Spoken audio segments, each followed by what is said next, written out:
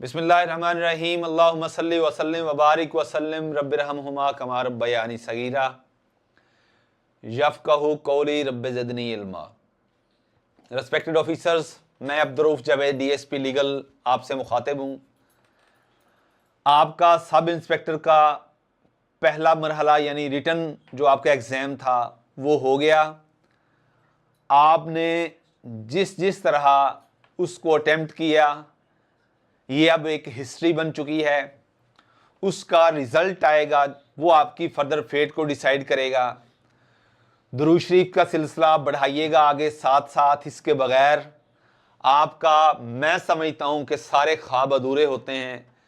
वो जिस तरह कहा जाता है कि जुदा हो दीन सियासत से तो रह जाती है चंगेज़ी। अगर आपने अपनी इस तैयारी में आपने अपने दुरूद शरीफ को, अपने वालिदैन की दुआओं को शामिल ना किया तो मेरा नहीं ख्याल कि आप अपने बनाए गए खाकों के अंदर रंग भर सकेंगे।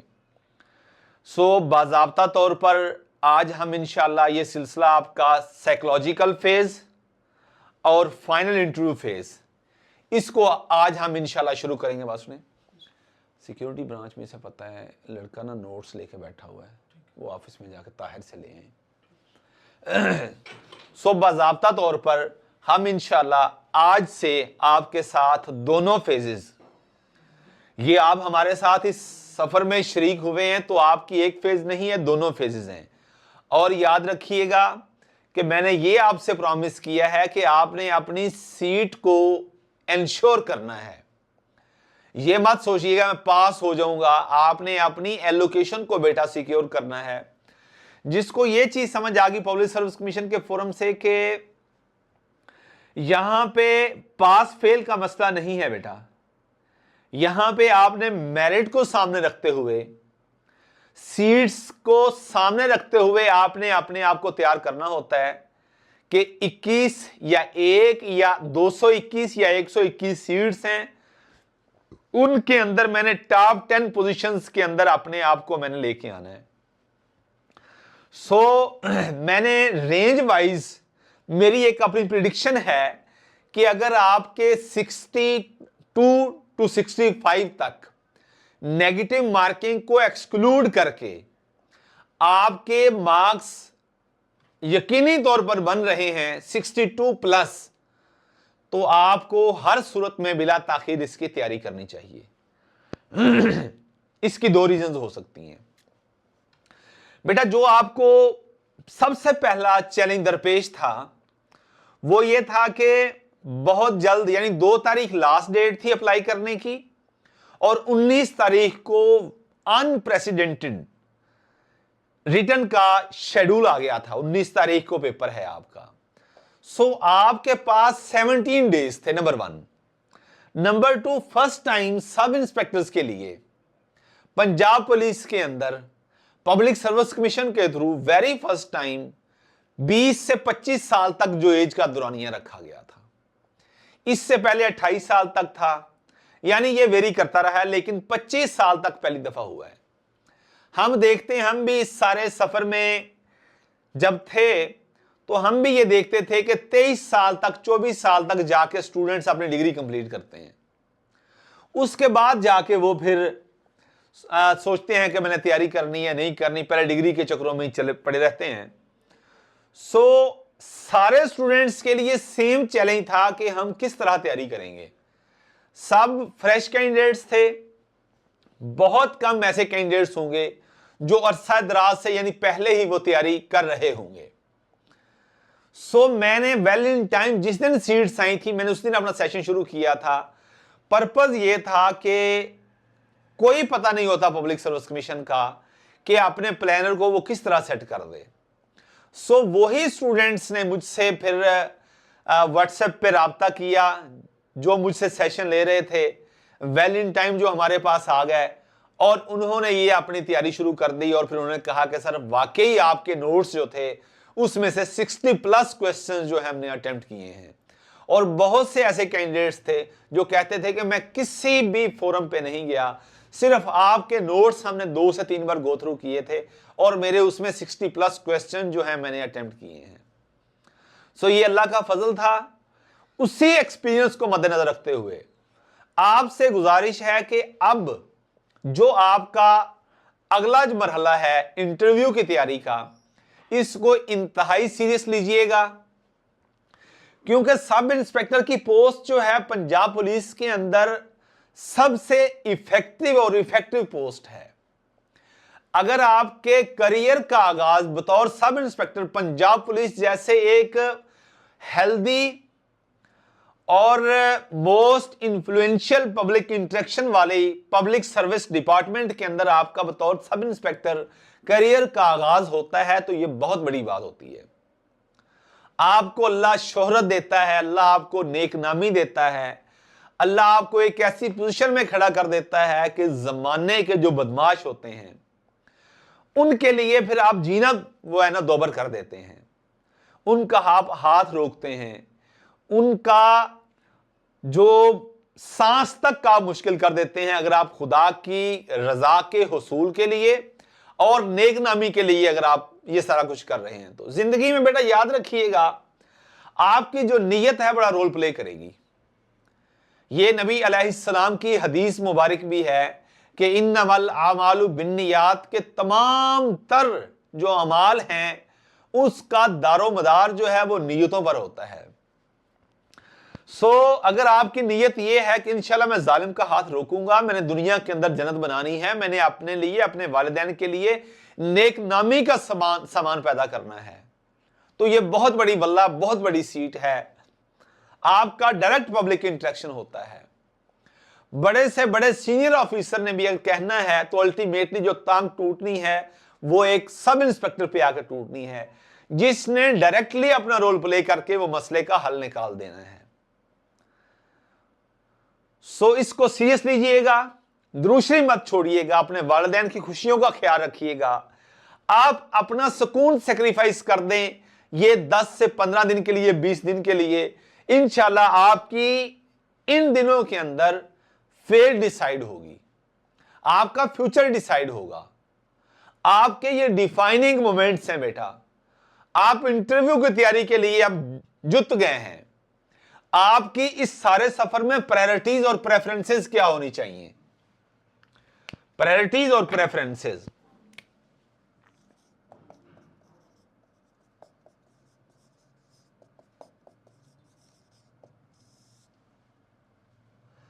आज बेटा 28 तारीख है,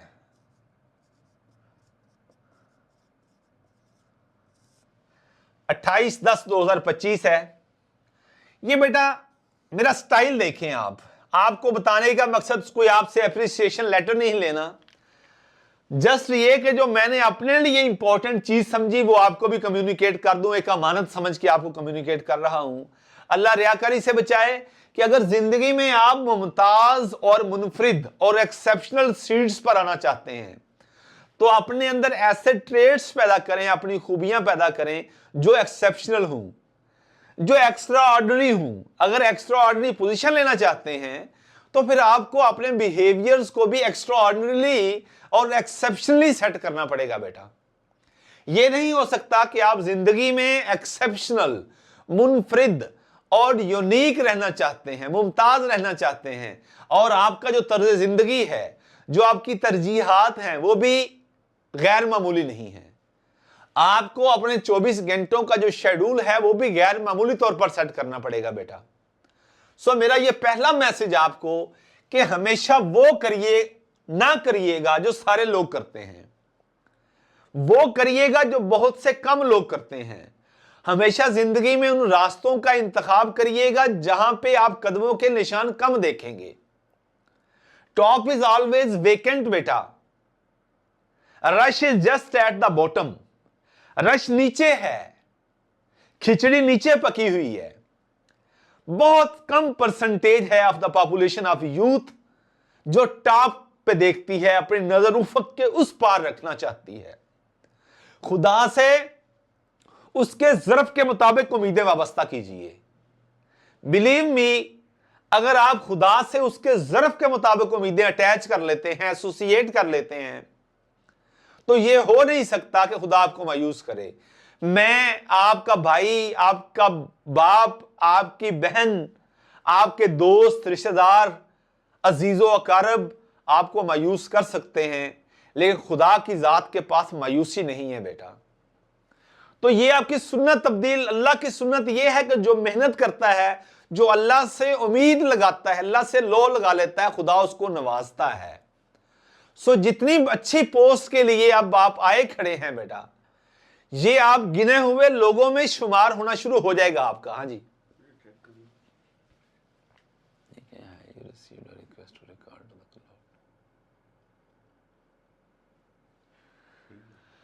हाँ जी।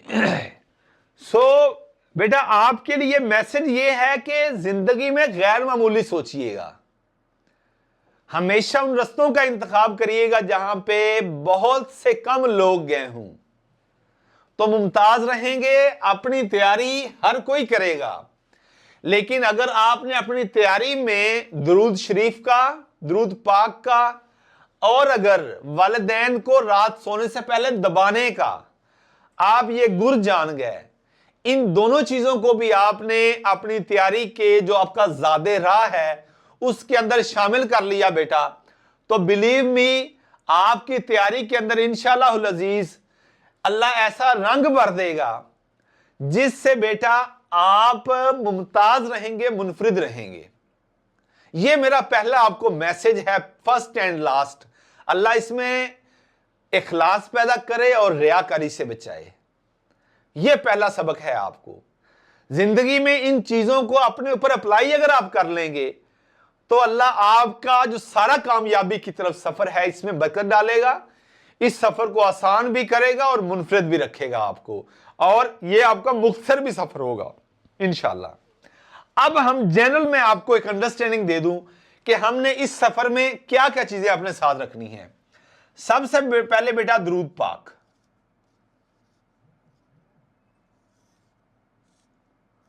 दुरूद पाक नहीं छोड़ना हमने, किसी भी सूरत में हमने दुरूद पाक नहीं छोड़ना।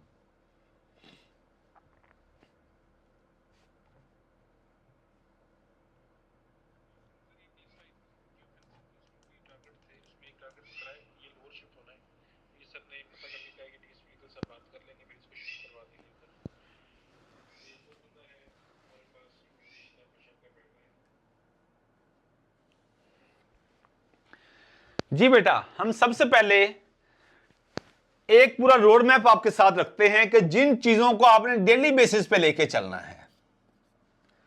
दुरूद पाक, नंबर 2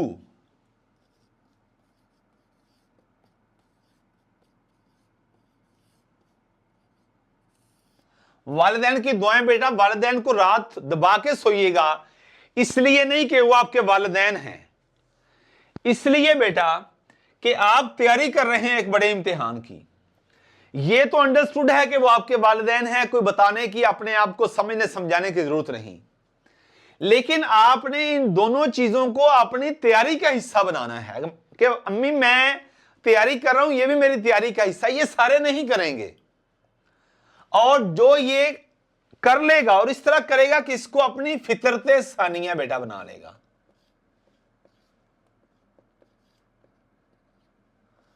जो अपनी फितरत सानिया बना लेगा डेली बेसिस पे, बिला नागा अगर ये करेंगे तो आप इंशाल्लाह इसमें कामयाब कामरान रहेंगे। जी अस्सलाम वालेकुम। वाई सलाम। हाँ जी, भी कह सकते जी सॉरी बेटा, वो बीच में एक कॉल आ गई थी तो ये सिलसिला चलता रहता है। बहरहाल हम बात कर रहे थे कि ये दो चीजें आपने हर सूरत में इनको अपना ओढ़ना बिछोना बनाना है। बाकी सारे लोग ये नहीं करेंगे, जो ये करेगा वो मुमताज रहेगा, मुनफरिद रहेगा इंशाल्लाह। अब इस सारे सफर में बाकी चीज क्या है जो आपने डेली बेसिस करनी? सबसे पहले आपका अखबार है बेटा, न्यूज़पेपर आपका। आपने इंटरव्यू देना है और आपको नेशनल, इंटरनेशनल, रीजनल इश्यूज का आइडिया नहीं है, तो बेटा ये चीज आपके खसारे के लिए बहुत इंपॉर्टेंट है कि अगर आप अपने खसारे को कम करना चाहते हैं, न्यूज़पेपर अगर आप नहीं पढ़ रहे तो आप ऐसे ही है कि आप ऑक्सीजन के बगैर जिंदा रहना चाहते हैं। आप खुराक के बगैर जिंदा रहना चाहते हैं।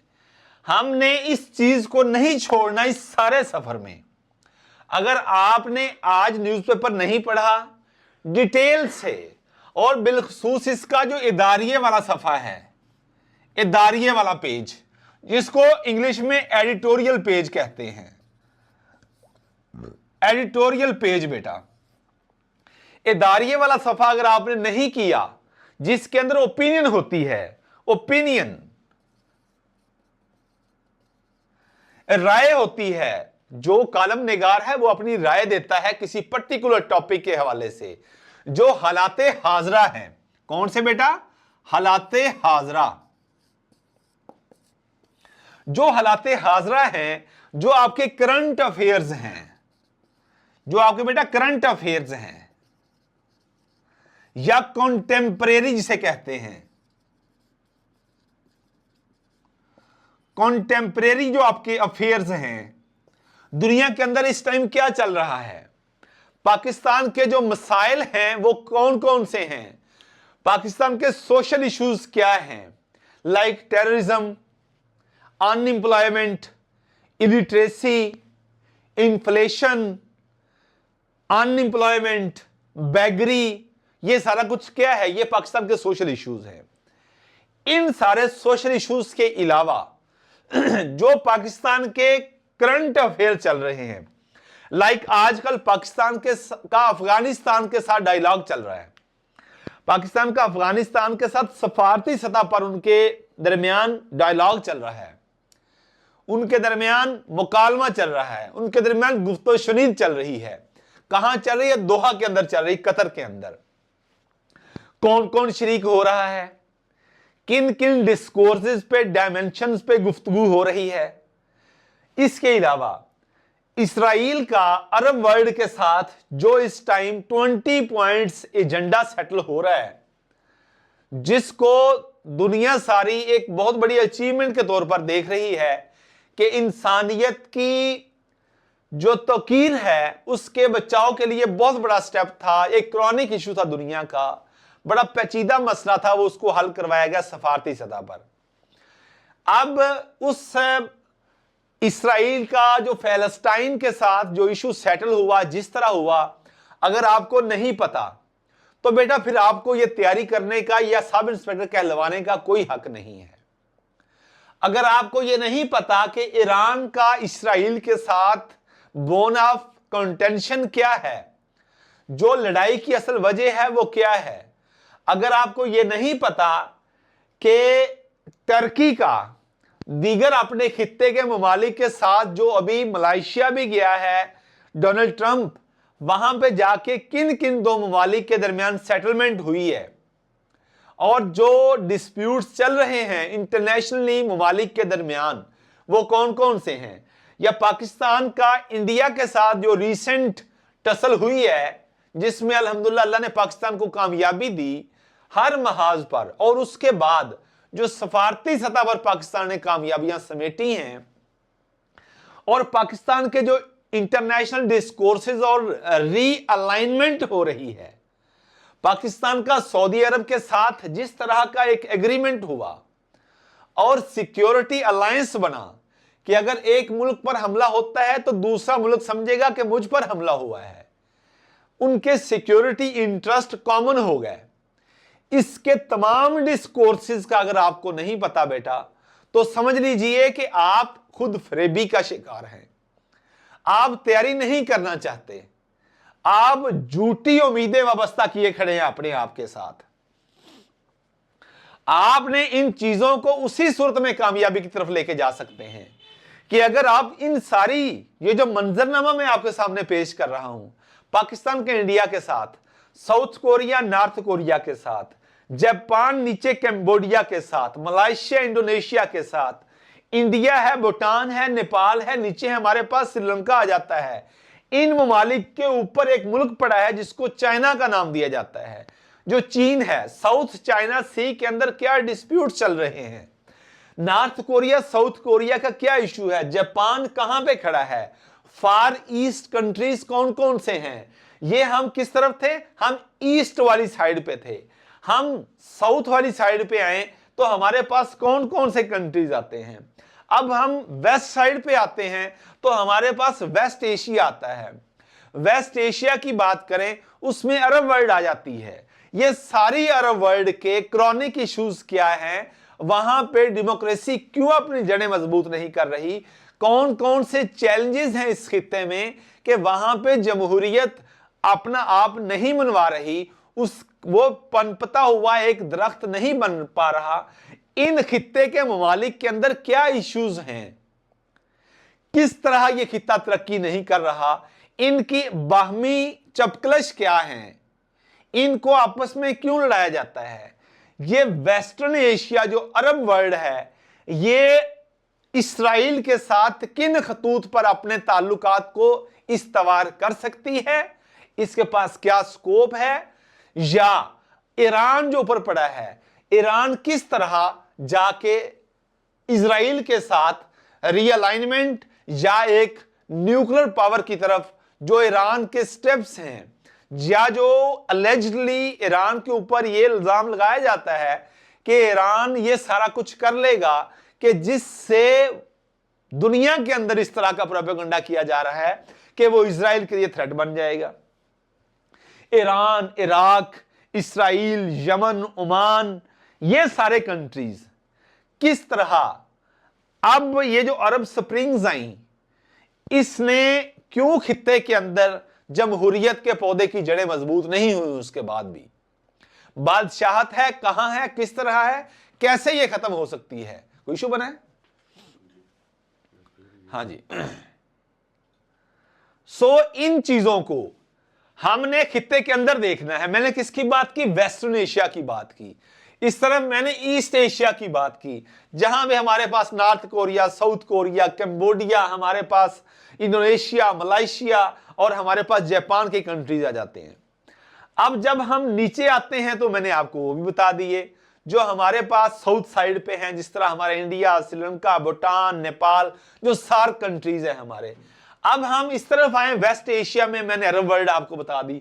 ऊपर हम आए, हमारे पास कौन से कंट्रीज पड़े हैं बेटा? हमारे पास बेटा ये सारे कंट्रीज हैं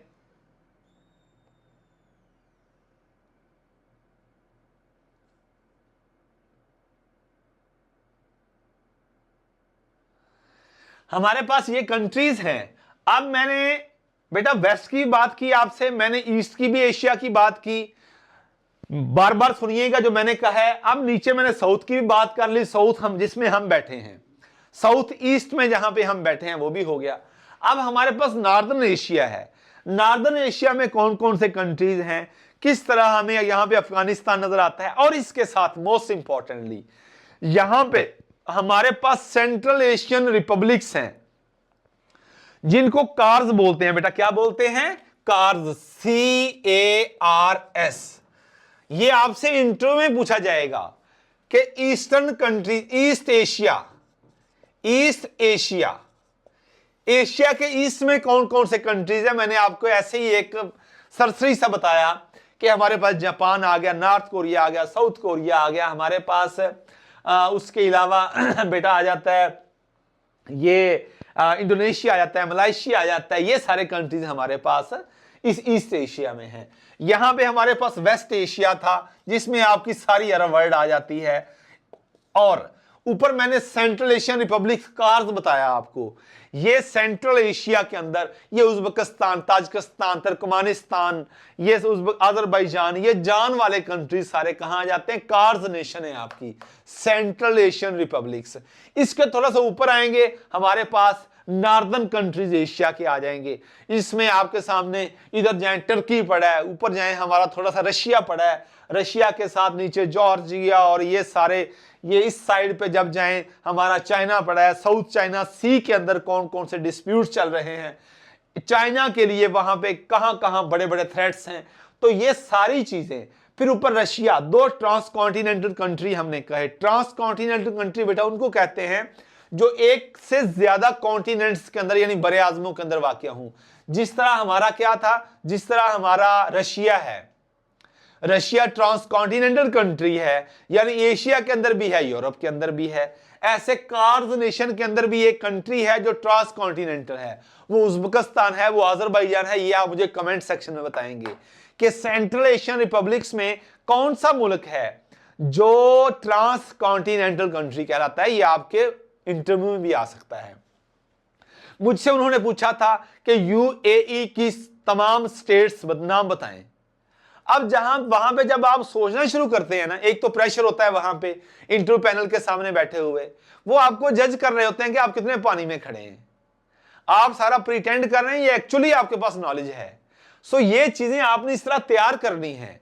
मैं रिपीट कर रहा हूं, वेस्ट एशिया मैंने आपको बताया है, मैंने आपको सेंट्रल एशियन रिपब्लिक्स बताई हैं, नॉर्दर्न एशिया बताया है, नीचे साउथ एशिया बताया है, इस साइड में ईस्ट एशिया और फार ईस्ट एशिया। ये आपने एशिया मुझे आपने ऐसे करके बताना है। फिर मैं आपको बताऊंगा कि पाकिस्तान के सोशल इश्यूज कौन से हैं। सोशल इश्यूज को मैंने आपके साथ डिस्कस करना है। वो मेरा एक जनरल ऐसे है, वो मैंने आपके साथ उसकी आउटलाइंस भी डिस्कस करनी है, मैंने आपको उसके सॉल्यूशन भी बता देने हैं। अब कौन कौन से हैं हमारे सामने बेटा, मैं आपको बताता हूं।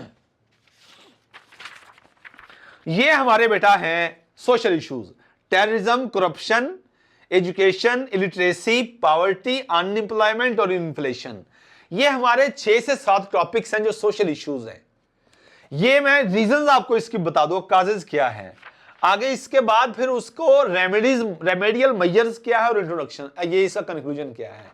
यानी अगर आपसे कोई पूछे कि हमारे यहां अनएम्प्लॉयमेंट है तो इसकी वजूहात क्या है, हमारे दहशतगर्दी है तो उसकी वजूहात क्या है, हमारे इलिटरेसी है तो उसकी वजूहात क्या है, हमारी यहां पे महंगाई है, हमारे लॉ एंड ऑर्डर का मसला है, उसकी वजूहात क्या है, हमारे यहां जमहूरियत का मुस्तकबिल आपको क्या नजर आता है।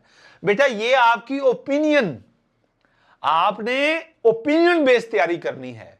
आप एक ऑफिसर बनने जा रहे हैं बहुत जबरदस्त तगड़े महकमे के अंदर, तो इसलिए इन चीजों को आपने मद्देनजर रखना है, दरख्वे इतना रखना है इनको।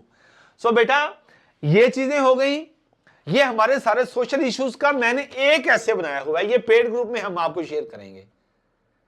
ये हमारा सोशल इश्यूज का ऐसे आपको मैंने एक आइडिया दिया है, इस पे वर्क आपने खुद करना है। अगर आप खुद नहीं करेंगे तो मैं आपके दिमाग में ये इसको नहीं डाल सकता। आप अपने साथ सबसे पहले मुखलिस हूं बेटा। सो ये हमारे कंटेम्परेरी अफेयर्स आएंगे, करंट अफेयर्स हमारे आएंगे। अभी मैं पर्सनल प्रोफाइल की तरफ नहीं गया, सोशल इश्यूज, उसके बाद रीजन के अंदर, जिस तरह मैंने ये अपने रीजन की बात की, पाकिस्तान के सोशल इश्यूज, पाकिस्तान के अंदर जब हम पाकिस्तान की बाउंड्रीज से बाहर निकलेंगे आइडियोलॉजिकली, तो वहां पे हम देखेंगे पाकिस्तान के चाइना के साथ रिलेशंस किस खतूत पर अब चल रहे हैं, पाकिस्तान के सऊदी अरब के साथ और वेस्ट एशियन कंट्रीज के साथ किस तरह ताल्लुकात इस्तवार हो रहे हैं नए सिरे से। इसको बेटा कहते हैं realignment of the relations in the region. Region के अंदर रीअलाइनमेंट हो रही पावर्स की। ये जो हमारे पास इंटरनेशनल नहीं, अभी मैं रीजनल पे ठहरा हूं। देखिए बेटा जनरल टू स्पेसिफिक जाना है हमने। ये हमारा पाकिस्तान है,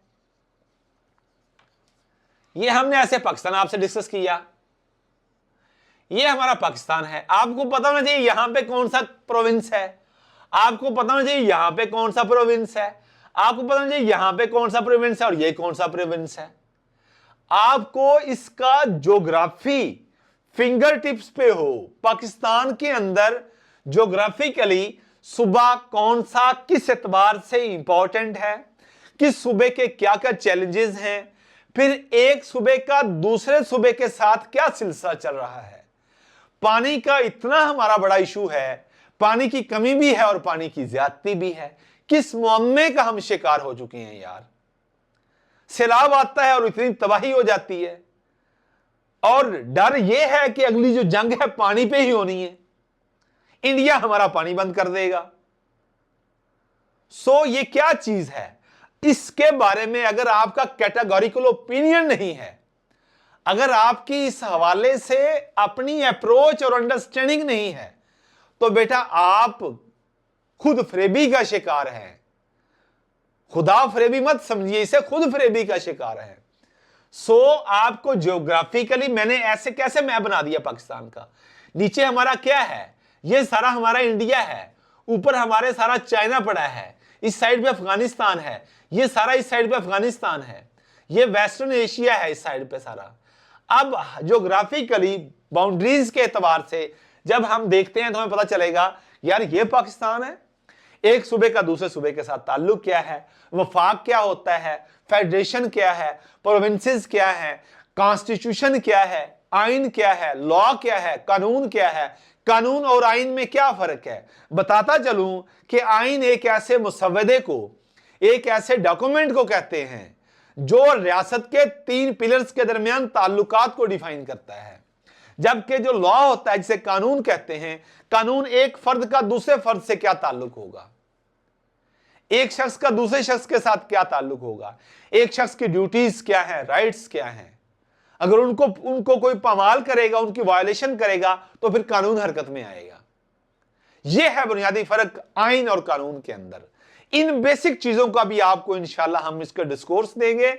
आपके साथ हम सोशल इश्यूज डिस्कस करेंगे, आपके साथ रीजनल इश्यूज डिस्कस करेंगे, आपके साथ इंटरनेशनल इश्यूज डिस्कस करेंगे, और दुनिया की जो पॉलिटिक्स है ये किस चीज के इर्द गिर्द घूमती है। इकोनॉमी इंपॉर्टेंट है या पॉलिटिक्स इंपॉर्टेंट है, पॉलिटिक्स ओवरलैप करती है या इकोनॉमी ओवरलैप करती है, इकोनॉमी पॉलिटिक्स को डिफाइन करती है या पॉलिटिक्स डिफाइन करती है इकोनॉमी को।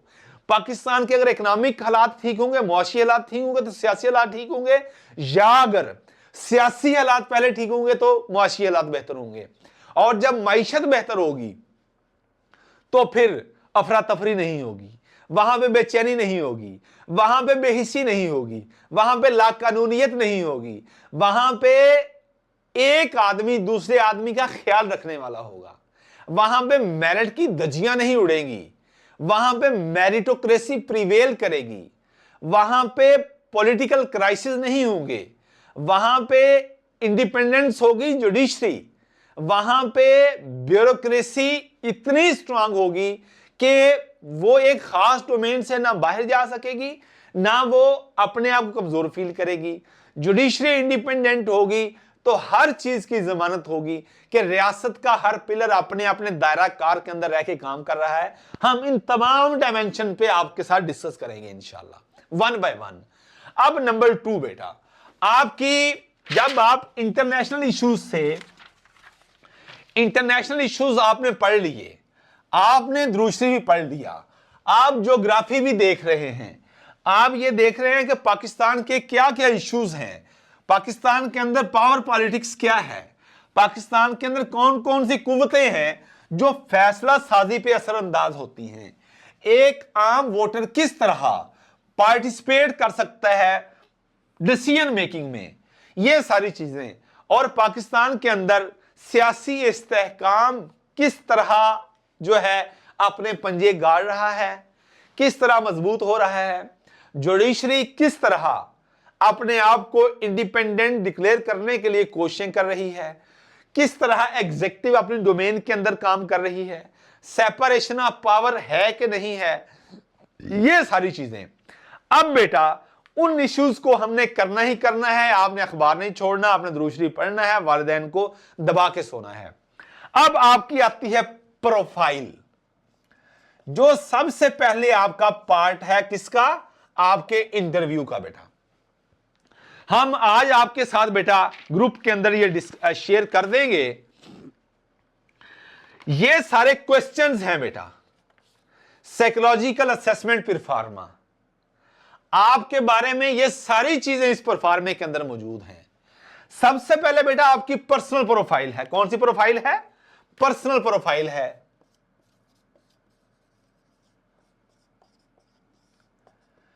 पर्सनल प्रोफाइल है बेटा, इस पर्सनल प्रोफाइल में आपका नेम, पेरेंटेज, आपका एड्रेस, ये बेटा बहुत इंपॉर्टेंट है। उर्दू में कहते हैं नाम वल्दियत सुकूनत, कहां से आप हैं। ये जो आप कहां से हैं ना, जिसको उर्दू में सुकूनत कहते हैं बेटा, आपकी पर्सनल प्रोफाइल इसके इर्द गिर्द घूमेगी।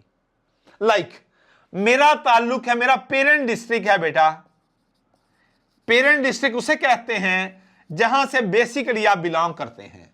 मेरा है बहावल नगर, बहावल नगर। अब ये जो सुकूनत है मुझे और इसमें पीछे ले जाएगी। मेरी तहसील कौन सी है? तहसील मेरी है चिश्तियां। अब चिश्तियां के अंदर मेरा एक कस्बा है जिसको डहरावाला कहते हैं। डहरावाला के एक दूर दराज गांव जिसका नंबर है 202 मुराद अगरबी।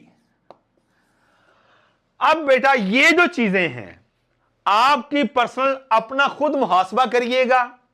आप चकवाल से हैं, आप जफरवाल से हैं, आप साहिवाल से हैं, आप पिंडी बटिया से हैं, आप हाफजाबाद से हैं, आप साहिवाल, पाकपतन, आरिफवाला, वेहाड़ी, कहीं से भी हैं आपने खुद अपने आप को अभी कैलकुलेट कर लेना है कि मेरा डिस्ट्रिक्ट कौन सा है, मेरी डिवीजन कौन सी है, मेरी तहसील कौन सी है, मेरी यूनियन काउंसिल कौन सी है, मेरा एमएनए कौन है, मेरा एमपीए कौन है, मेरा हल्का पीपी का यानी पंजाब असेंबली का, प्रोविंशियल असेंबली का मेरा हल्का कौन सा है, मेरा नेशनल असेंबली का हल्का कौन सा है, मेरे एक एमएनए के नीचे कौन कौन से एमपीएस हैं, फिर मेरी यूनियन काउंसिल कौन सी है, मेरी तहसील एजुकेशन के एतबार से, इन्फ्लेशन के एतबार से, पॉवर्टी इंडेक्स के एतबार से कहां पे खड़ी है, प्रोडक्शन के एतबार से अगर कोई इंपॉर्टेंट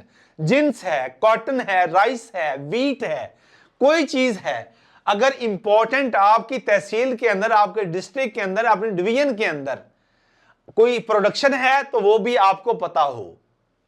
फिर आपका जो डिस्ट्रिक्ट है वो कम मर्दे वजूद में है। आपके डिस्ट्रिक्ट का नाम अगर बहावल नगर है तो बहावल नगर क्यों है, आपकी तहसील का नाम चिश्तियां है तो उसकी वजह तस्मिया क्या है, आपके डिवीजन बहावलपुर है तो बहावलपुर को बहावलपुर क्यों कहते हैं, आपके डिवीजन बहावलपुर के कितने डिस्ट्रिक्ट हैं, सबसे बड़ा एरिया के एतबार से, रकबे के एतबार से और आबादी के एतबार से सबसे बड़ा और सबसे छोटा डिस्ट्रिक्ट कौन सा है।